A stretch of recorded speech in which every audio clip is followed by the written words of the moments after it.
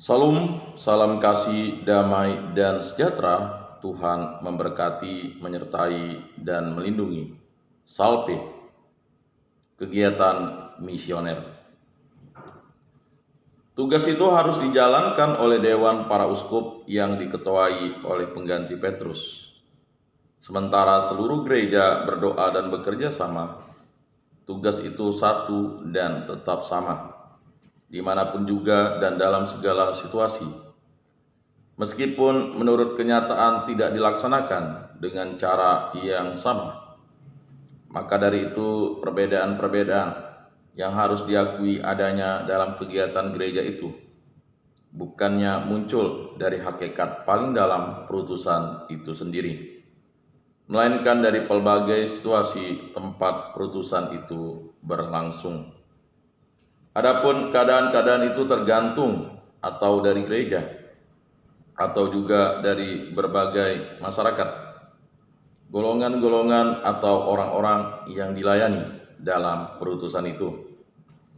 Sebab meskipun gereja pada hakikatnya merangkum keseluruhan atau kepenuhan upaya-upaya keselamatan, namun tidak selalu atau segera bertindak atau dapat bertindak memakai semua upaya itu, melainkan dalam kegiatannya mencoba melaksanakan rencana Allah, mengalami tahap-tahap awal dan langkah-langkah. Bahkan ada kalanya sesudah kemajuan awal yang mengembirakan, gereja terpaksa menyesalkan adanya kemunduran lagi, atau setidak-tidaknya tinggal dalam satu atau suatu keadaan tanggung dan tidak mencukupi. Adapun mengenai orang-orang, golongan-golongan, dan bangsa-bangsa, gereja hanya menyentuh serta merasuki mereka secara berangsur-angsur. Dan begitulah gereja menampung mereka dalam kepenuhan Katolik. Tindakan-tindakan yang khas atau sarana-sarana yang baik harus sesuai dengan setiap situasi atau keadaan. Prakarsa-prakarsa khusus yang ditempuh oleh para pewarta Injil utusan gereja dengan pergi ke seluruh dunia untuk menunaikan tugas menyiarkan Injil dan menanamkan gereja di antara para bangsa atau golongan-golongan yang belum beriman akan Kristus. Lazimnya disebut misi. Misi itu dilaksanakan melalui kegiatan misioner dan kebanyakan diselenggarakan di kawasan-kawasan tertentu yang diakui oleh tahta suci. Tujuan khas kegiatan misioner itu mewartakan Injil dan menanamkan gereja di tengah bangsa-bangsa atau golongan-golongan tempat gereja belum berakar.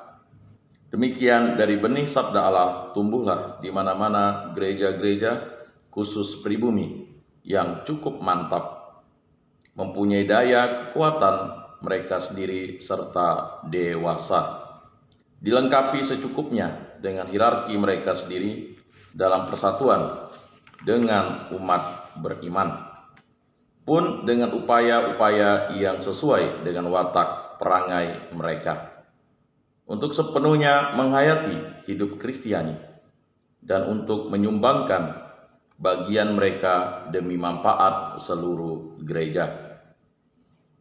Upaya utama penamaan atau penanaman gereja itu pewartaan Injil Yesus Kristus. Untuk menyiarkannya itulah Tuhan mengutus para muridnya ke seluruh dunia, supaya orang-orang lahir kembali berkat sabda Allah. Lihat surat Petrus yang pertama bab 1 ayat 23. Dan melalui baptis digabungkan pada gereja yang sebagai tubuh sabda yang menjelma, dikembangkan dan hidup dari sabda Allah dan roti Ekaristi. Lihat Kisah Para Rasul bab 2 ayat 42. Dalam kegiatan misioner, gereja itu ada kalanya berbagai situasi bercampur baur. Pertama, situasi permulaan atau penanaman. Kemudian, situasi kebaharuan atau keremajaan. Tetapi sesudah itu, kegiatan misioner gereja tidak berhenti, melainkan gereja-gereja khusus yang sudah terbentuk bertugas melanjutkannya dan mewartakan Injil kepada semua dan setiap orang yang masih berada di luar.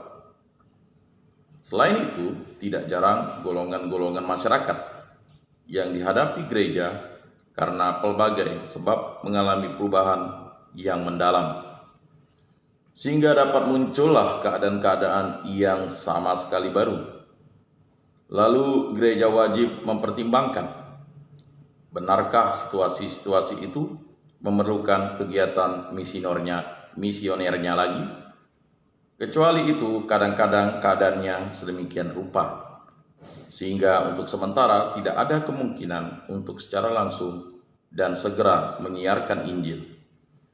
Dalam situasi itu, para misioneris dapat dan harus dengan sabar dan bijaksana, sekaligus dengan kepercayaan besar, sekurang-kurangnya memberi kesaksian akan cinta kasih dan kemurahan hati Kristus, dan dengan demikian menyiapkan jalan bagi Tuhan, serta dengan cara tertentu menghadirkannya.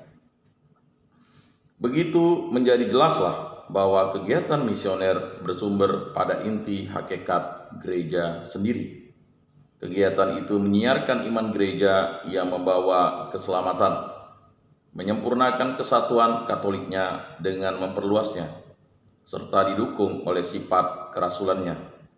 Kegiatan misioner memberi wujud nyata kepada semangat kolegial hierarki, memberi kesaksian akan kekudusan gereja, menyehatkan dan memajukannya. Demikian kegiatan misioner di antara bangsa-bangsa berlainan dengan kegiatan pastoral terhadap umat beriman, maupun dengan usaha-usaha yang ditempuh untuk meningkatkan kesatuan umat Kristiani atau umat Kristen. Tetapi dua hal terakhir itu berhubungan erat sekali dengan kegiatan misioner gereja, sebab perpecahan umat Kristen merugikan kepentingan amat suci, yakni pewartaan Injil kepada segala makhluk, dan bagi banyak orang menutup pintu untuk memasuki iman. Demikianlah karena misi itu sangat perlu, maka semua orang yang telah dibaptis dipanggil untuk berhimpun dalam satu kawasan dan kawanan, dan dengan demikian mampu serentak memberi kesaksian akan Kristus Tuhan mereka di hadapan para bangsa. Bila mereka belum mampu memberi kesaksian sepenuhnya tentang satu iman, sekurang-kurangnya mereka harus dijiwai oleh sikap saling menghargai dan saling mencintai.